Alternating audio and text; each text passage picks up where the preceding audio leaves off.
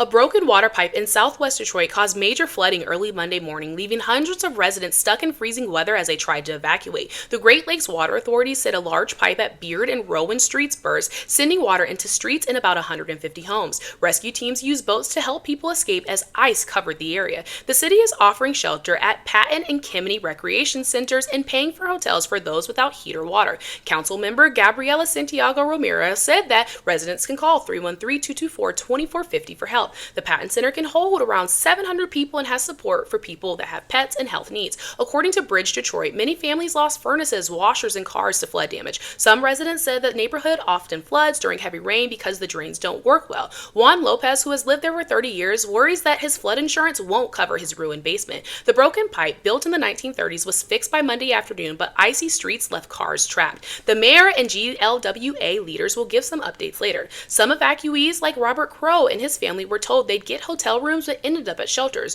Residents now wait to learn when they can return home and if the city will fix the area's long-standing flooding problems. A man took his gun, fired 17 rounds at two strangers in Miami Beach because he believed that they were Palestinian, yet major news outlets and popular creators have barely said a word. Here's what went down. Mordecai Brofman was arrested after surveillance video showed him firing 17 times at a stopped vehicle near Pine Tree Drive and 48th Street around 9:30 p.m. Police say that the victims, a driver and passenger, did not know Brofman. One man was shot in the shoulder, the other was grazed in the forearm. Both survived. Authorities confirmed that Brofman made a U-turn before stopping in front of the victim's car, exiting his truck, and shooting unprovoked. After the attack, he drove to a nearby area where officers arrested him. While in custody, Brofman stated he, quote, saw two Palestinians and shot and killed both, end quote, according to arrest documents. Law enforcement has not verified the victims' ethnic backgrounds or nationalities, and Brofman's lawyer declined to let him speak to investigators. Despite the disturbing nature of this attack, media coverage has been sparse.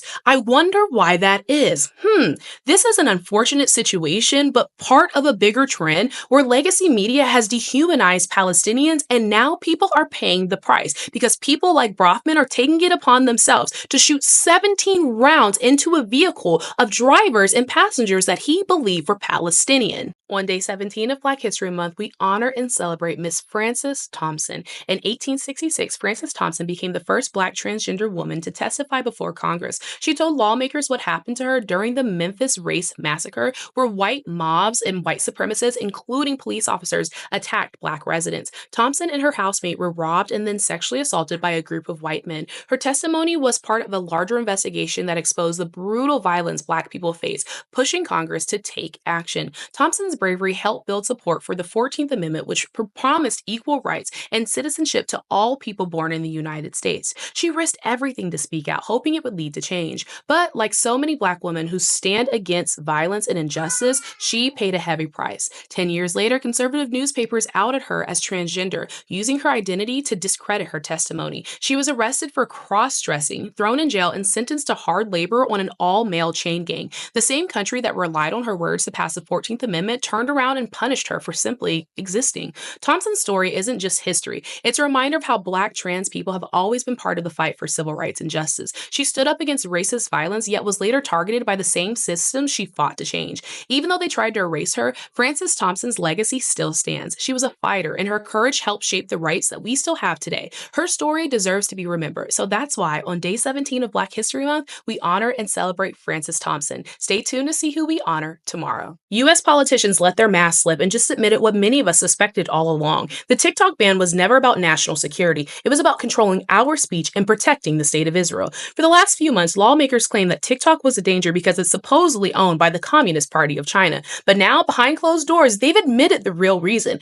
Israeli officials pushed for it after October 7th, when pro-Palestinian voices started dominating TikTok. The truth came out during the Munich Security Conference, where Senator Mark Warner and former Congressman Mike Gallagher, two key figures behind the ban, spoke about how the legislation was revived. Gallagher openly admitted that the bill was dead until October 7th, when concerns about anti-Israel content on TikTok suddenly gave it legs again. According to Ken Klippenstein, Israeli officials had been pressuring Washington for months, insisting that TikTok's algorithm was turning young people against the state of Israel. They ignored the fact that the protests and criticisms of Israel's actions in Gaza were real, not some communist plot. Instead, they pushed the idea that the app was brainwashing America's youth. A leaked U.S. State Department memo reveals that an Israeli diplomat directly blamed TikTok for rising opposition to Israel. When a Biden administration official warned that Israel's brutal actions in Gaza was causing lasting damage to its global reputation, the diplomat dismissed it, saying that the real problem was power projection and the TikTok algorithm. In March 2023, a classified and secret briefing on TikTok was given to Congress. That meeting, which details remain secret, pushed the legislation through with a shocking 50-0 vote in committee. Lawmakers like Senator Mitt Romney later linked the ban to the overwhelming amount of pro-Palestinian content on TikTok.